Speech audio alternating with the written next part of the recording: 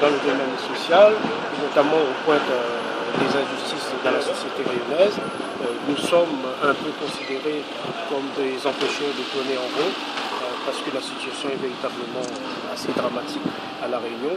On a tendance toujours, vous avez vous-même évoqué les chiffres de l'INSEE, mais le Pôle emploi donne des chiffres tous les mois, etc. On a tendance à donner des chiffres et on oublie très souvent qu'il y a des hommes et des femmes derrière.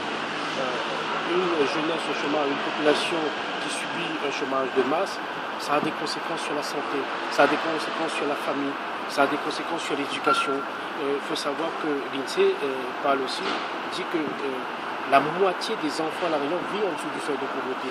Donc ces enfants-là, comment ils vont évoluer dans la société réunionnaise? Donc on est en train d'assassiner véritablement notre société, on est en train d'écraser l'évolution de la société réunionnaise.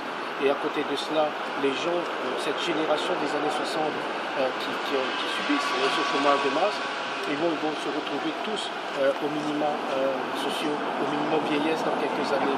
Donc dans quelle situation La Réunion va se trouver dans 15, 20, 30 ans? C'est ça le problème qui est posé aujourd'hui.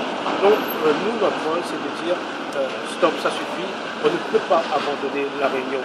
C'est vrai qu'il y a des restrictions budgétaires, c'est vrai qu'il y a une politique de rigueur que moi, je ne suis pas d'accord, mais en même temps, vous ne pouvez pas traiter le département de La Réunion de cette façon-là. Nous avons le record européen du taux de chômage chez les jeunes.